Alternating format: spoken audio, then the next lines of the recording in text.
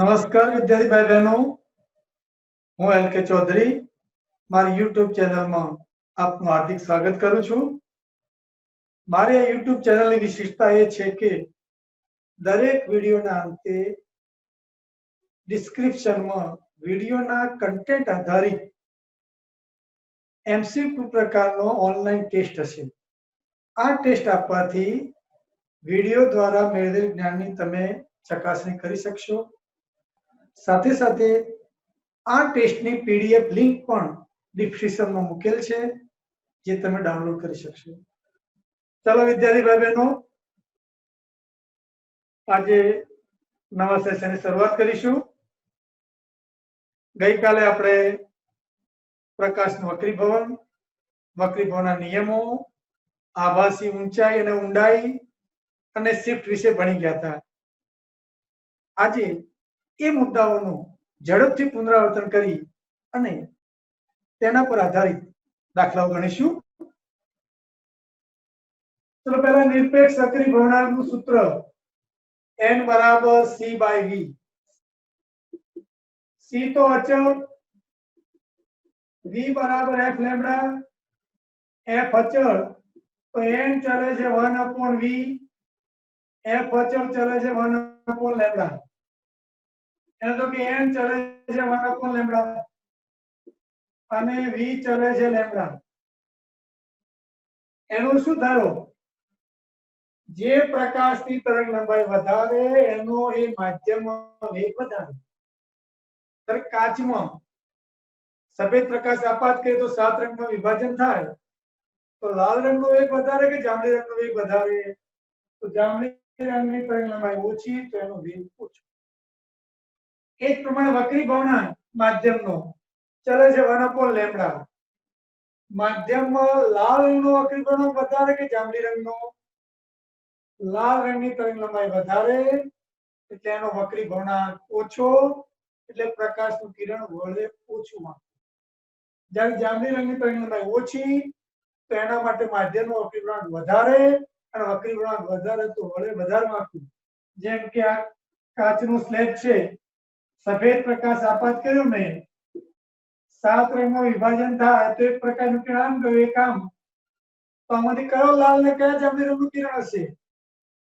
तो जेनी तरंग लंबाई વધારે એનો વક્રીભવનાંક ઓછો, તો લાલ રંગનું કિરણ આવશે, કારણ કે तरंग लंबाई વધારે વક્રીભવનાંક ઓછો તો વળાંક લે ઓછું।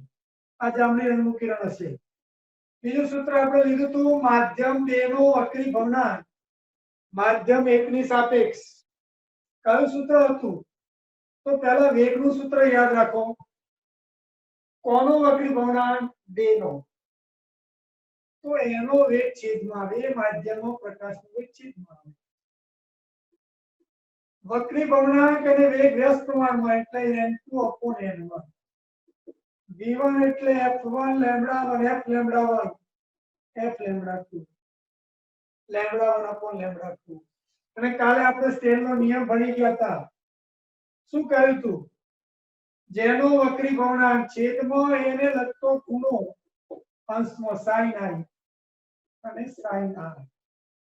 આકૃતિમાં બધી જ બાબતો દર્શાવી હોય તો ધારો કે બે માધ્યમોને જુદી પાડતી સપાટી, આ આપાત કિરણ, આપાત બિંદુએ સપાટીને દોરેલો લંબ, ધારો કે આ પાતળું માધ્યમ, આ ઘટ માધ્યમ, આનો વક્રીભવનાંક n1, આનો વક્રીભવનાંક n2, અહીં વેગ v1, અહીં વેગ v2, અહીં પ્રકાશિત तरंग लैम्बडा 1, અહીં પ્રકાશિત तरंग लैम्बडा 2। आ आपात कोण आई तो आ माध्यम न हो तो सीधे सीधे जा, पण लंब तरंग आखું વર્ષે ઘટ માધ્યમ છે એટલે આ બરોબર। તો આ બે માધ્યમ માટે સૂત્ર લખ્યું। એથી ઉલટું પણ તમે લખી શકો, માધ્યમ 1 ની સાપેક્ષ માધ્યમ 2 નો વક્રીભવનાંક। પ્રકાશના કિરણને આમ ઉલટાવીએ તો પોતાનો પથ રિટ્રેસ કરશે, મૂળ માર્ગે પાછું ફરશે, તો લખી શકાય n1 upon n2 v2 by v1 lambda 2 by lambda 1 sin r upon sin i। ત્યાર પછી વાત કરી હતી આપણે આભાસી ઊંચાઈની। आभासी ऊंडाई धारो के पात्र है आ पात्र में અહીં સુધી પાણી ભરેલું છે અથવા કોઈ પ્રવાહી ભરેલું છે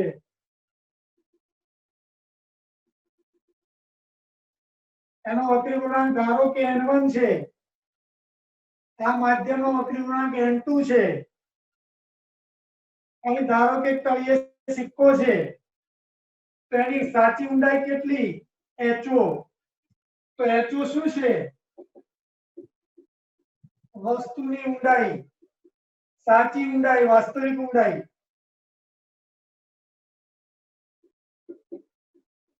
વાસ્તવિક ઊંડાઈ किरण सीधे सीधो सिक्कामांथी लयो सपाटीने लंब आपवा थाय तो विचलन पाम्या सिवाय सीधे सीधું जशे बीजू धारो के थीटा कोणे निकळे वस्तुमांथी किरण અહીં લંબ દોરો ધારો કે n1 greater than n2 છે એટલે આ ઘટ છે ને પાતળું છે શું થશે પ્રકાશનું કિરણ લંબથી દૂર જશે એમ જશે જો મારી આંખ અહીં હોય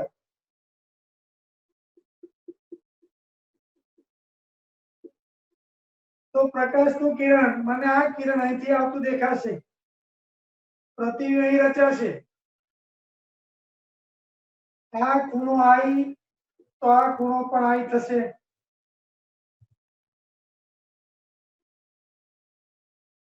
आ खूणो आ तो आ खूणो पण आ थशे અહીં ખાસ ધ્યાન રાખો I एकदम નાનો છે r પણ एकदम નાનો છે કારણ કે આંખમાં પ્રવેશતા કિરણો લેવાના છે આંખ આટલી મોટી ના હોય બરોબર એટલે આ કિરણો એકદમ નજીકના લેવાના આંખથી નજીકના પેરેક્સિયલ કિરણો કહી શકાય એટલે I અને r ઘણા નાના છે તો આ ઊંચાઈ કઈ કહેવાય आभासी ऊंचाई hi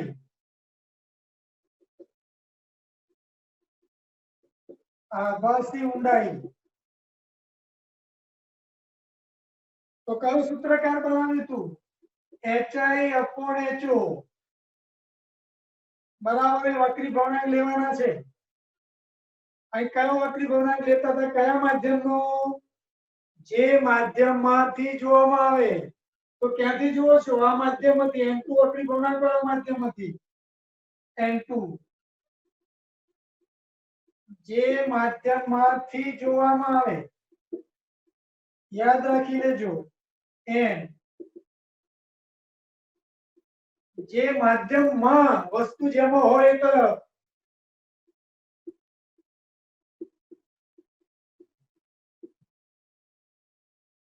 n1 तो hi बराबर શું થાય ho n2 upon n1 આપણે n2 upon n1 ની રીતે યાદ નહીં રાખીએ કારણ કે આ પ્રકરણમાં ઘણીવાર 1 2 આવશે આપણે આ રીતે યાદ રાખીશું કે વાસ્તવિક ઊંચાઈ જે માધ્યમમાંથી જોવામાં આવે એનો વક્રી ભવનાંક છેદમાં જે માધ્યમમાં વસ્તુ હોય એનો વક્રી ભવનાંક जो आ हवा होय तो हवा माटे n2 बराबर 1 तो hi बराबर શું થશે ho/n આપણે ભણી ગયા ગઈકાલે n greater or equal to 1 હોય શૂન્યાવકાશ માટે 1 હોય બાકી તો 1 થી મોટો હોય n મોટો છે એટલે hi નાની એટલે hi less than ho तो पातळा माध्यमમાંથી ઘટ માધ્યમમાં જોવામાં આવે તો વસ્તુની ઊંડાઈ ઘટે છે અને વસ્તુ નાની દેખાશે ચલો શિફ્ટ કેટલી થશે શિફ્ટ કેટલી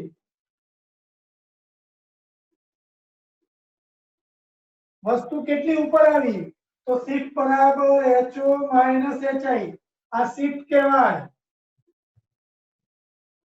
ho hi કેટલી ho/n N2/N1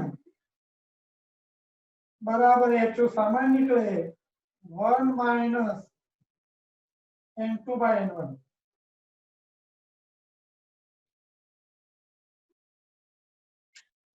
આ આપણને શિફ્ટ મળી।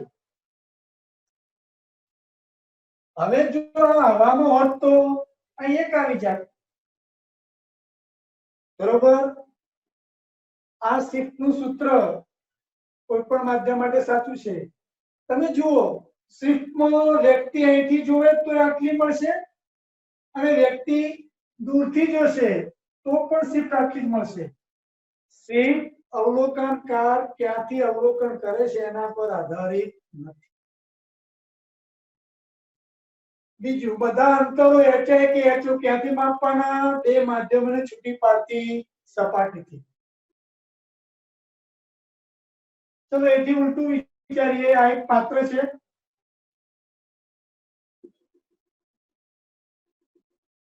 પાણી ભરેલું છે,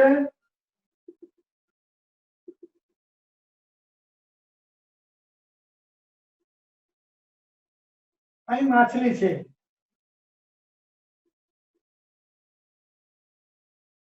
માછલીને અહીં આવેલો વ્યક્તિ ક્યાં દેખાશે? ધારો કે HO છે તો પહેલા તો વ્યક્તિમાંથી નીકળતું કિરણ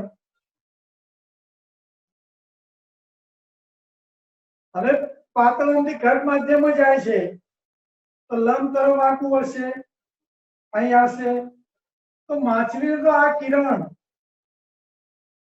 જાણે કે અહીંથી આવી રહેલું એમ દેખાશે આટલી ઊંચાઈથી। એટલે કે આ વસ્તુનું પ્રતિબિંબ માછલીને અહીં દેખાશે તો આ HI। તો અહીં ઘટમાંથી આ ઘટ માધ્યમ વક્રી પૂર્ણાંક N1 આ પાતળું વક્રી પૂર્ણાંક N2 તો ઘટમાંથી પાતળામાં જોઈએ તો વસ્તુની ઊંચાઈ વધેલી જોવા મળશે અને વસ્તુ મોટી દેખાશે। ચલો એ સૂત્ર વાપરવું હોય તો HI/HO કોણ જોવે છે? માછલી પાણીમાંથી, તો જે માધ્યમમાંથી જોવે એનો વક્રી પૂર્ણાંક N1 છેદમાં જે માધ્યમ ન જોવે એનો વક્રી પૂર્ણાંક N2। HI બરાબર HO N1/N2। હવે તમે જોશો તો N2 ઓછો છે, N1 વધારે છે એટલે આ ગુણોત્તર 1 થી વધારે આવશે એટલે HI > HO મળશે। અને જો ઉપર હવા હોય, હવા માટે HI બરાબર શું થાત? NHO એટલે ઊંચાઈ n ગણી થાત, વક્રી પૂર્ણાંક જેટલા ગણી થાત। હવે અહીં શિફ્ટ જરા જુઓ, શિફ્ટ HO - HI, HI એટલે HO 1/N1/N2 1 - N1/N2 પણ આ પદ 1 થી મોટું છે કારણ કે N1 મોટો છે, આ પદ 1 થી મોટું એટલે આ ઋણ આવશે। શિફ્ટ ઋણ મળી, શિફ્ટ ઋણ મળે એનો અર્થ એટલો જ કરવાનો કે વસ્તુનું પ્રતિબિંબ અવલોકનકાર તરફ નહીં એનાથી દૂર જાય છે। જ્યારે અગાઉનું ઉદાહરણ જે આપણે જોયું હતું, આપણે માછલીને જોતા હતા ત્યારે શિફ્ટ ધન હતી તો શિફ્ટ ધન એનો એવો થયો કે વસ્તુનું પ્રતિબિંબ અવલોકનકાર તરફ જાય છે। શિફ્ટ ઋણનો અર્થ એટલો જ કરવાનો કે વસ્તુનું પ્રતિબિંબ અવલોકનકારથી દૂર જાય છે। હવે એક થી વધુ માધ્યમ હોય તો માની લો કે આ પાત્ર છે, એમાં જુદા જુદા જાડાઈ ધરાવતા વક્રી પૂર્ણાંક ધરાવતા પ્રવાહીઓ ભરેલા છે।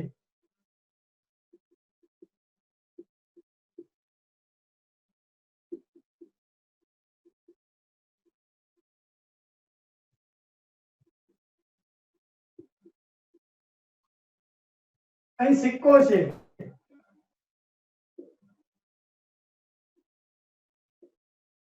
અહીં અવલોકનકાર છે,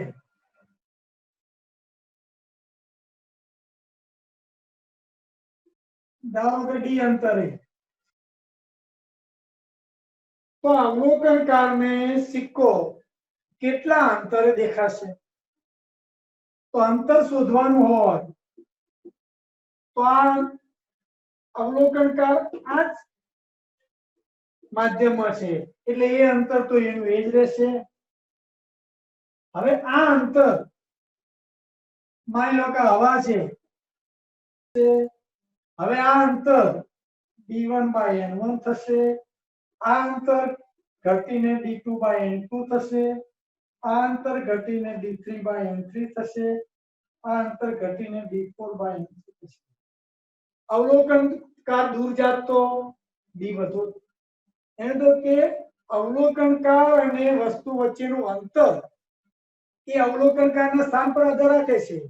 પણ દરેક શિફ્ટ પૂછી હોત તો શિફ્ટ તો શિફ્ટ અહીં તો થવાની જ નથી. શિફ્ટ અહીં કેટલી? તો d1 1 - 1/n1. આ માધ્યમની અંદર શિફ્ટ d2 1 - 1/n2. આ માધ્યમની અંદર શિફ્ટ d3 1 - 1/n3. આ માધ્યમની અંદર શિફ્ટ 1/1/4. આટલી શિફ્ટ થશે. તમે જો શિફ્ટમાં ક્યાંય અવલોકનકારનું સ્થાન આવતું નથી. શિફ્ટ એ અવલોકનકારના સ્થાન પર આધાર રાખતી નથી. તો પહેલા તો એ જોઈએ કે શિફ્ટ કઈ રીતે થાય છે. આપણે ચલો પહેલા તો આપણે જોઈએ કે આપણે ઉપરથી જોતા ત્યારે શિફ્ટ સમજી ગયા. ધારો કે કાચનો સ્લેબ આ રીતે હોય,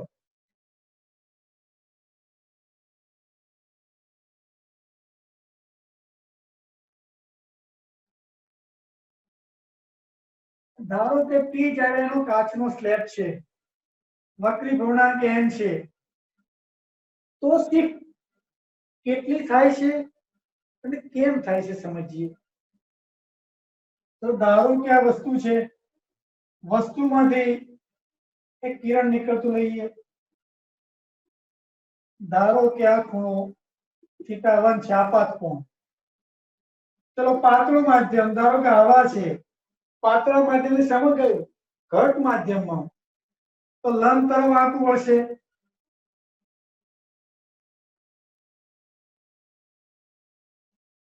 જો તમારી આંખ અહીં હોત, અહીંથી તમે જોતા હોત, તો આ વસ્તુનું પ્રતિબિંબ તમને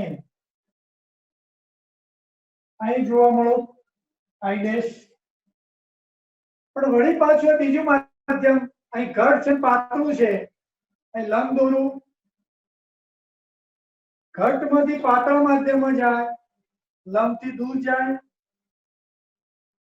આ પ્રકારને કેને પાછળ લંબાવવું, તો અહીં પ્રતિબિંબ રચાય. તો વસ્તુનું પ્રતિબિંબ અહીં રચાય. આ જે શિફ્ટ આપણે શોધીએ છીએ ને, એને નોર્મલ શિફ્ટ કહેવાય છે. કઈ શિફ્ટ કહે છે? Normal shift. કયું સૂત્ર એનું? આગળના ઉદાહરણમાં આપણે h લેતા હતા, એની જગ્યાએ આ જાડાઈ t 1 - જે માધ્યમમાંથી જોવામાં આવે હવામાં વક્રી પૂર્ણાંક 1, જે માધ્યમમાં જોવામાં આવે તો વસ્તુનું પ્રતિબિંબ આમ ખસશે. ધારો કે અવલોકનકાર અહીં હોત,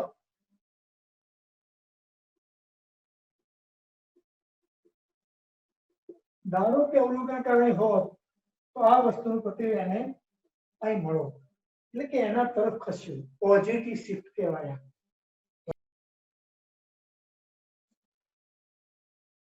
ધારો કે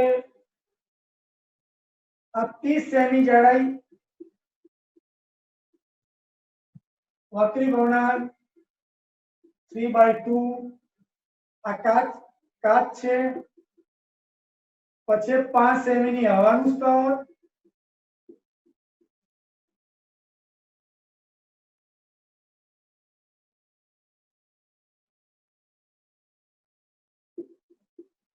20 સેમી, ત્યાર પછી ધારો કે 5 સેમી હવા,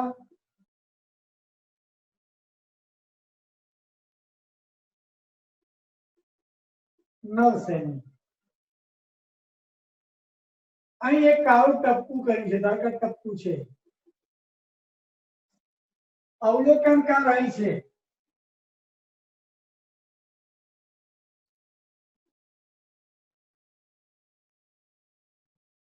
તો શિફ્ટ કેટલી જોવા મળશે? તો એમ કે પહેલા ધારો કે 5 સેમી, આ પણ 5 સેમી, તો અવલોકનકાર ને ટપકું કેટલા અંતરે દેખાશે?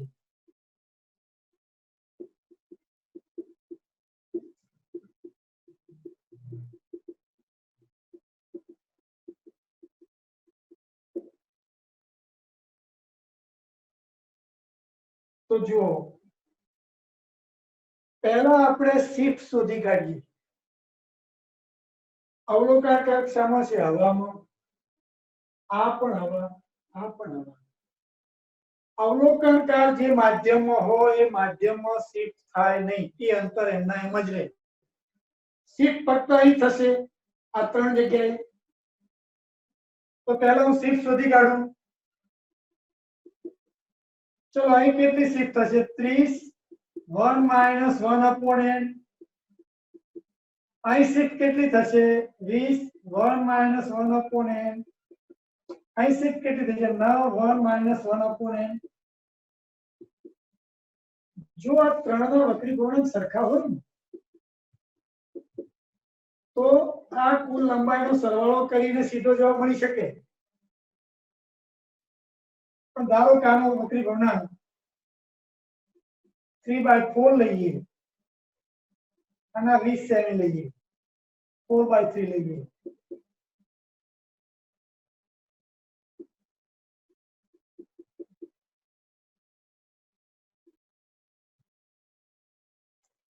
ચલો અહીં 30, 1/3, 20, આ 15 લઈ લઈએ, 1/3, 20, 1/4, 10, 5, 5. 20 સેમી શિફ્ટ થશે. 20 સેમી આ ટપકું નજીક આવશે, તો અંતર કેટલું દેખાશે? આમ કુલ કેટલું છે? 35, 40, 50, 55, 60 અને 80. આમ અંતર 60 સેમી, 80 સેમી છે, એમાંથી 20 સેમી બાદ થાય, 60 સેમી અંતરે દેખાશે. ધારો કે અવલોકનકાર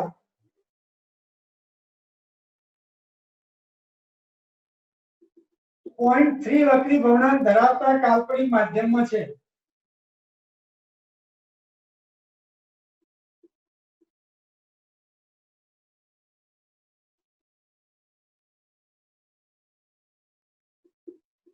આ 30 સેમી વક્રી ભવનાંક 3/2,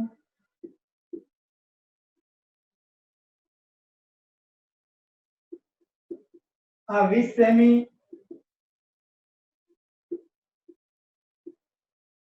વક્રી ભવનાંક 4/3.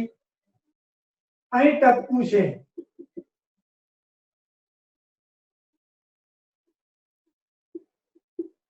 તો અવલોકનકાર અહીં છે,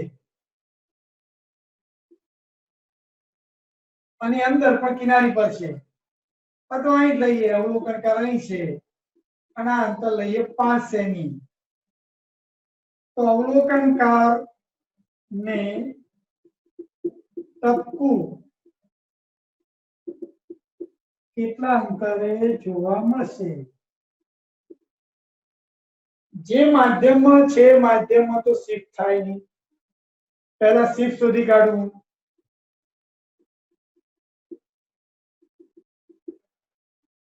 ચલો અહીં 30, 1 - ધ્યાન રાખો, જે માધ્યમમાંથી જોવામાં આવે એનો વક્રી ભવનાંક 0.3, જે માધ્યમમાં જોવામાં આવે એનો વક્રી ભવનાંક 3/2.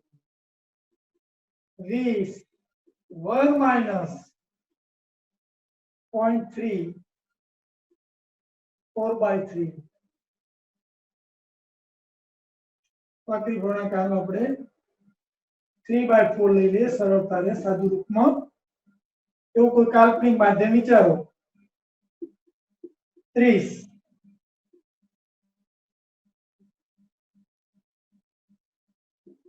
0.2 20 0.4 24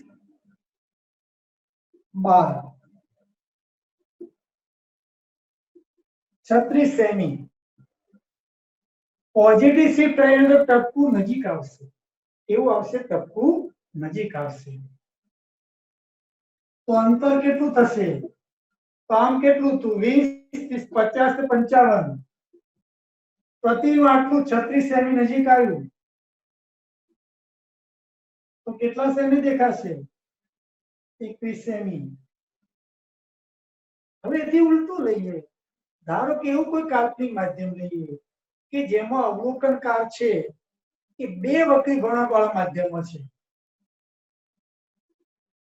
વક્રી ગુણાંક 2 છે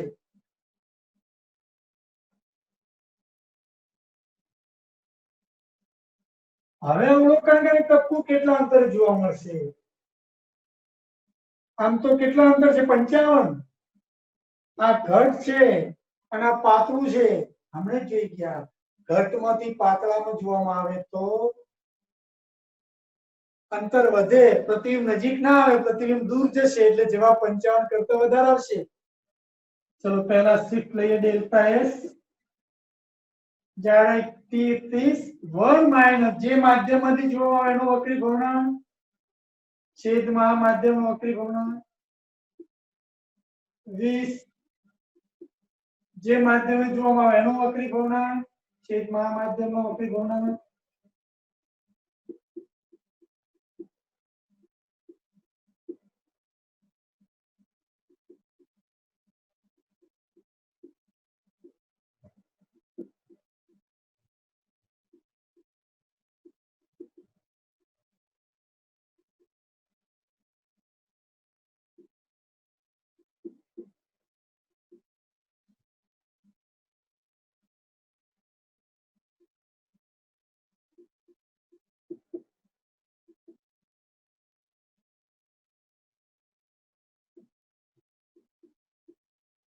-43.3 સેમી એટલી દૂર થશે આ બાજુથી 43.3 સેમી ટપકું છે એનાથી દૂર દેખાશે તો અંતર કેટલું થશે 55 વત્તા 43.3 સરવાળો કરજો અંતરમાં તો બાદબાકી ના કરતા પાછા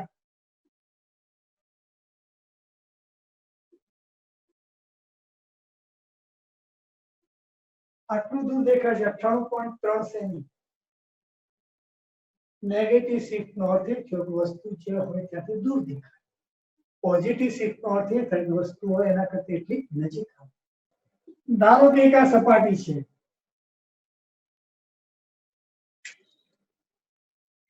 આ સપાટી પર અહીં લાલ રંગનું ટપકું કરું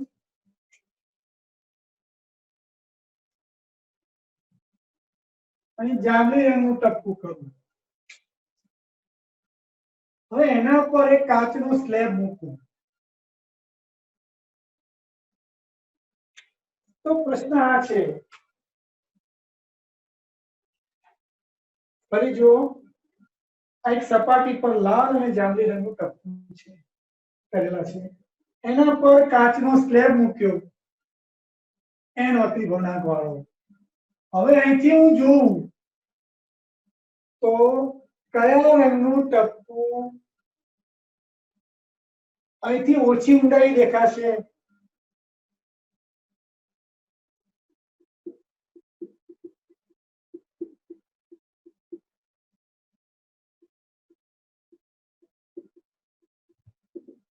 આમાંથી કયું ટપકું નજીક દેખાશે તો જેની શીટ વધારે થાય વધુ નજીક દેખાશે ચલો પહેલા તો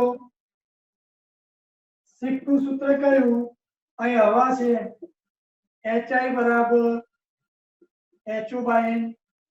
અહીં HO તો અચળ છે બંને માટે, લાલ અને જાંબલી ટપકા માટે HO તો અચળ છે.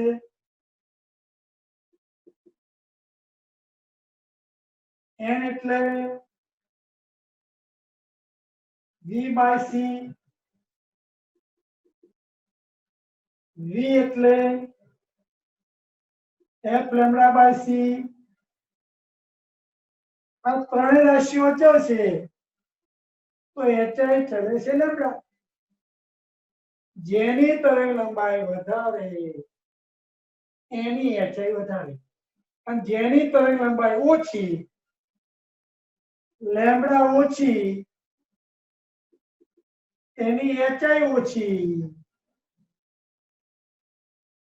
અને HI ઓછી એ વધારે નજીક દેખાય તો જાંબલી રંગની લેમ્બડા ઓછી તો એની HI ઓછી, તો જાંબલી રંગનું ટપકું આપણને અહીં દેખાશે આ HI, લાલ રંગનું ટપકું અહીં દેખાશે આ એની HI. કોનું શિફ્ટિંગ વધારે તો જાંબલી રંગનું શિફ્ટિંગ વધારે, આ ડેલ્ટા એસ જાંબલી રંગનું શિફ્ટિંગ, આ લાલ રંગનું શિફ્ટિંગ. તો કોણ નજીક દેખાશે? જાંબલી રંગનું કિરણ ટપકું. કોનું શિફ્ટિંગ વધારે? પણ જાંબલી રંગનું. ચલો વિદ્યાર્થી ભાઈ બહેનો આપણે એક કાચનું સ્લેબ લઈએ. આ કાચનો સ્લેબ છે. આ કાચના સ્લેબમાં એક હવાનો પરપોટો છે.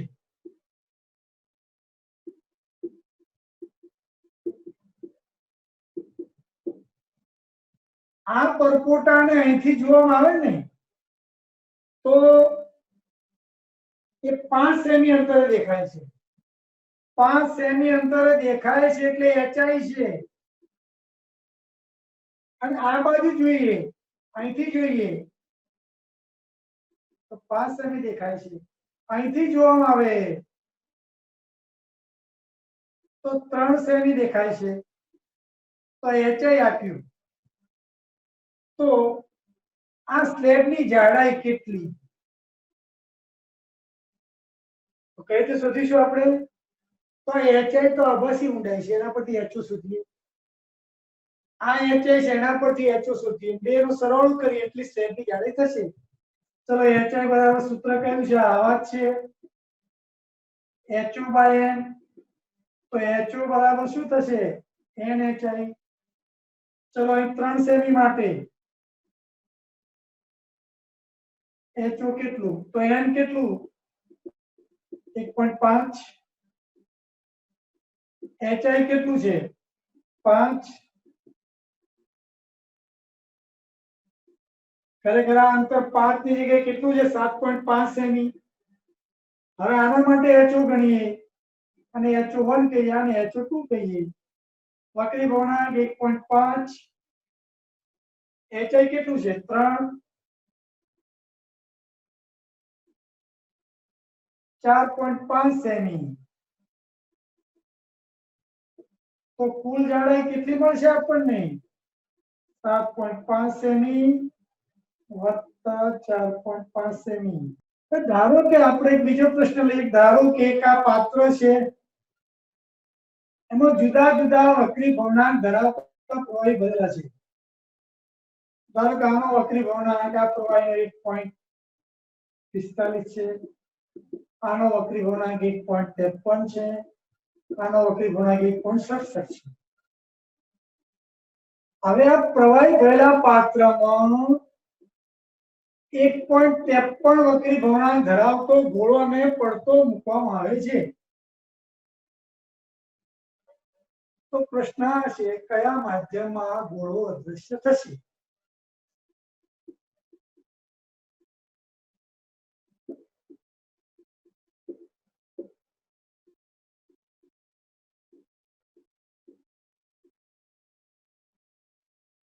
કોઈ પણ માધ્યમમાં, કોઈ પણ પારદર્શક માધ્યમમાં વસ્તુ ત્યારે જોઈ શકાય કે વસ્તુનો અને પારદર્શક માધ્યમનો વક્રી ભવનાંક જુદો જુદો હોય. અહીં તમે જોશો તો આ ગોળો જ્યારે અહીં આવશે તેનો વક્રીકોણ 1.53 છે, આનો એ વક્રીકોણ 1.45 છે. એટલે પ્રકાશના કિરણોનું વક્રીભવન જુદું જુદું થશે. એના કારણે બંને વસ્તુ અલગ અલગ દેખાશે. પણ જ્યારે ગોળો અહીં આવશે ત્યારે પ્રવાહીનું વક્રીભવનાંક અને આ ગોળાનો વક્રીભવનાંક સરખો છે. એટલે બંનેનું વક્રીભવન સરખું જ થશે, બંને એકબીજા અલગ થશે નહીં. તો આ ગોળો અહીં અદૃશ્ય થઈ જશે, અહીં પાછો દેખાશે. ધારો કે પાત્ર છે, એમાં એક આ બીકર ભરેલું છે, બીકર મૂકું, બીજું બીકર અંદર પાત્રમાં. ધારો કે આ બીકરનું જે દ્રવ્ય છે એનો વક્રીભવનાંક n છે. હવે જો આ પાત્રમાં હું n વક્રીભવનાંક વાળું દ્રવ્ય ઉમેરું તો ધીરે ધીરે ધીરે ધીરે ધારો કે આટલા સુધી આ દ્રવ્ય ભરાશે ને તો આટલો ભાગ બીકરનો નહીં દેખાય. આટલા સુધી આ પ્રવાહી વડે પાત્ર ભરાશે તો આ નહીં દેખાય. અને જ્યારે આટલા સુધી આ પ્રવાહીથી ભરાઈ જશે ત્યારે બીકર અદૃશ્ય થઈ જશે. કારણ પ્રવાહીનો અને બીકરના દ્રવ્યનો વક્રીભવનાંક સમાન હતો એટલા માટે. હવે વિદ્યાર્થી ભાઈ બહેનો આપણે નોર્મલ શિફ્ટ તો ભણ્યા, પણ બીજી એક શિફ્ટની થોડી ચર્ચા કરીએ કે લેટરલ શિફ્ટ એટલે શું. ફરીવાર આપણે એ જ આકૃતિ દોરીએ. ધારો કે કાચનો સ્લેબ,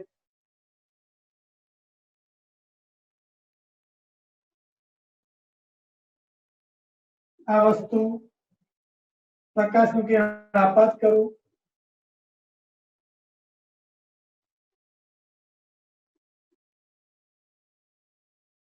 આપાત બિંદુએ સપાટી દોરેલો લંબ પાતળામાંથી ઘટમાં જાય, લંબ તરફ આંકવું વળે. ધારો કે આપાત કોણ θ1 છે, આનો વક્રીભવનાંક n છે. હવે ઘટમાંથી પાતળામાં જશે, લંબથી દૂર જશે. આવા કિરણને પાછળ લંબાવીએ તો અહીં પ્રતિબિંબ રચાશે. તો વસ્તુ અહીં હતી, પ્રતિબિંબ અહીં દેખાય. ધારો કે અવલોકનકાર અહીં છે, પણ ધ્યાન રાખો આ બધા સૂત્રો ક્યારે સાચા? આ બધા ખૂણા નાના હોય ત્યારે, કિરણો પેરેક્સિયલ હોય ત્યારે. બીજું વસ્તુ અને અવલોકનકાર એક જ માધ્યમમાં હોય ત્યારે આ સૂત્ર લખું છે. એ માટે તો આ જે શિફ્ટ છે નોર્મલ શિફ્ટ, તો ડેલ્ટા એસ અને નોર્મલ શિફ્ટ કહીશું.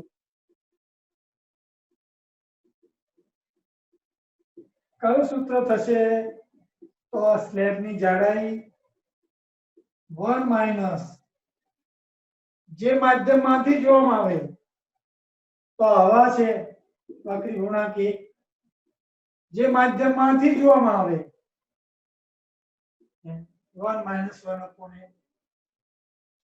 હવે બીજી છે લેટરલ શિફ્ટ. હવે જુઓ આ આપાત કિરણ છે. ધારો કે સ્લેબ ન હોત તો પ્રકાશનું કિરણ આમ સીધું જાત, પણ સ્લેબ હોવાથી એના સમાંતર જાય છે.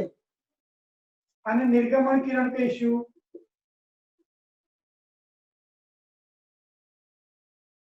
તો આપાત કિરણ અને નિર્ગમન કિરણ વચ્ચેના લંબ અંતરને, આ અંતરને એટલે કે આ અંતરને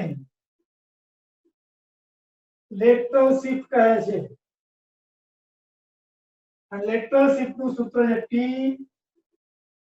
ગુણ્યા આપાત કોણ θ1 1 માઇનસ 1/n. આ લેટરલ શિફ્ટ નું સૂત્ર. ફરીવાર આ બધા ખૂણા નાના હોય ત્યારે જ આ સૂત્રો સાચા. ચાલો વિદ્યાર્થી ભાઈ બહેનો, વક્રીભવન અને પરાવર્તન બંનેને સાંકળતો એક એક્ઝામ્પલ ગણીએ.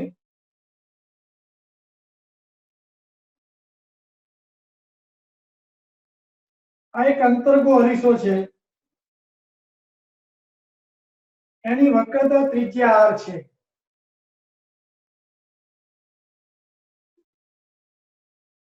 આ અંતર r છે.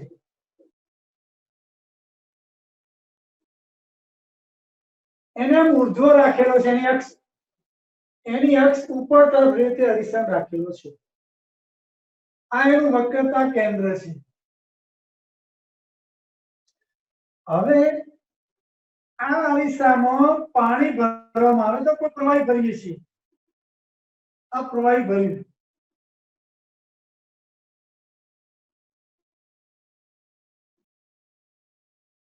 આપણે n વક્રી પૂર્ણાંક વાળું પ્રવાહી ભર્યું અને h ઊંચાઈ સુધી પ્રવાહી ભરીએ છીએ. તો વસ્તુને ક્યાં મૂકીએ, અક્ષ પર ક્યાં મૂકીએ કે પ્રતિબિંબ એ સ્થાને મળે? સ્વાભાવિક છે, આપણા મનમાં પહેલો એ જ પ્રશ્ન થાય કે વક્રતા કેન્દ્ર પર. અરીસા ભણી ગયા અંતર્ગો અરીસામાં કે વસ્તુ વક્રતા કેન્દ્ર પર હોય તો પ્રતિબિંબ પણ ત્યાં જ મળે. આ એવું થશે જરા જોઈએ. તો પહેલા પ્રકાશનું કિરણ અહીં આપાત કરીએ.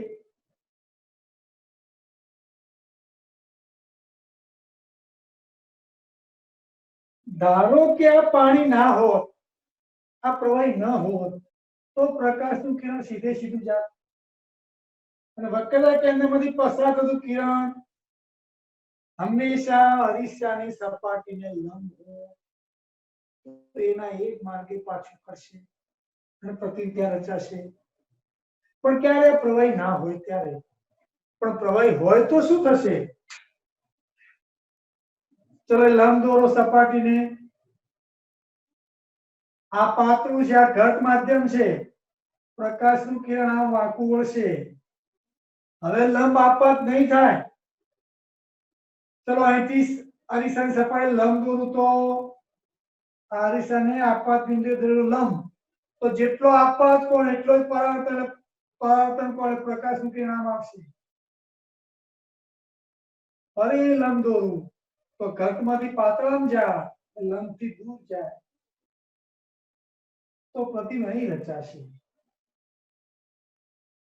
કે પ્રવાહી ભરેલું હોય ત્યારે વક્રતા કેન્દ્ર પર વસ્તુ મૂકવું તો પ્રતિબિંબ વક્રતા કેન્દ્ર પર મળશે નહીં, પણ ક્યાં મળશે? સી અને ધ્રુવની વચ્ચે મળશે. બરોબર. આપણે તો એવું સ્થાન શોધવું છે અક્ષ પરનું કે વસ્તુ ત્યાં મુકતા પ્રતિબિંબ ત્યાં જ મળે. પહેલો બરોબર મુદ્દો સમજી લો કે વસ્તુનું પ્રતિબિંબ ત્યાં જ ક્યારે મળે? તો આપાત કિરણ એના જ માર્ગે પરાવર્તન પામે ત્યારે. ચલો અરીસા પરથી આપાત કિરણ તેના તે જ માર્ગે ક્યારે પરાવર્તન પામે? લંબ આપાત થાય ત્યારે. તો આપણે એવું સ્થાન શોધવું પડે અહીં કે જેનામાંથી નીકળતું પ્રકાશનું કિરણ સપાટીને લંબ આપાત થાય. ચલો જરા આપણે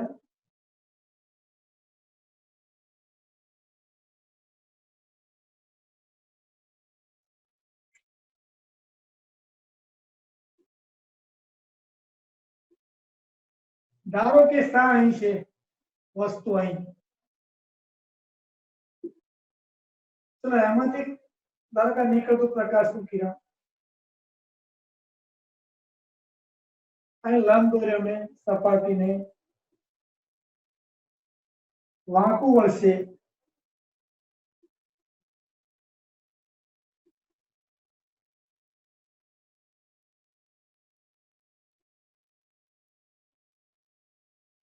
જો લંબ આપાત થાય અહીં, તો અહીં ધારો કે ઓબ્ઝર્વર હોય તો એને તો પ્રકાશનું કિરણ વક્રતા કેન્દ્રમાંથી આવતું દેખાશે.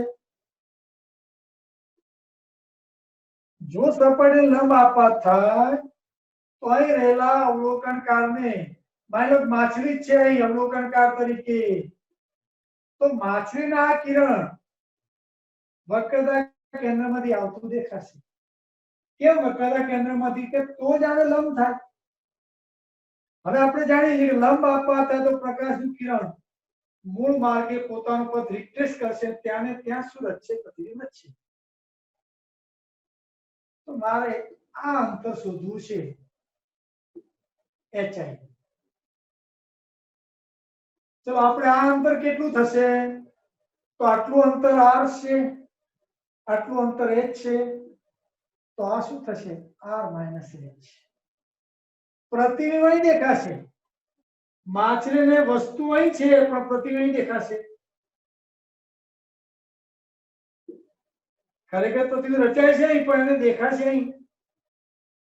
તો સૂત્ર વાપરો, ધારો કે આનું વક્રી ગુણાંક n છે, તો માછલી માટે hi/h અહીંથી જુએ છે માછલી.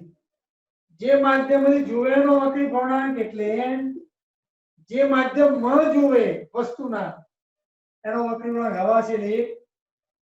ચલો hi તો મારે શોધવું છે. ho કેટલું છે? સોરી, hi શોધ, આ ho છે, ભૂલ થઈ મારી, આ વસ્તુ અહીં છે, આ hi છે. ફરી જરા લઈએ, hi/ho, જે માધ્યમમાંથી જોવામાં આવે એનો વક્રી ગુણાંક એટલે n, જે માધ્યમમાં જોવામાં આવે એનો વક્રી ગુણાંક 1. હવે hi કેટલું છે? r - h/ho n. તો મારે ho શોધવું છે, કેટલા અંતરે વસ્તુ મૂકીએ તો ho બરાબર r - h/n. તો અંતર તમને ખ્યાલ છે ને, બે માધ્યમ જુદી પાડતી સપાટીથી મપાય એટલે અહીંથી માપવાના. તો પાણી ભરેલા સપાટીથી આટલા અંતરે વસ્તુ મૂકવામાં આવે તો પ્રતિબિંબ ત્યાંનું ત્યાં જ રચાય.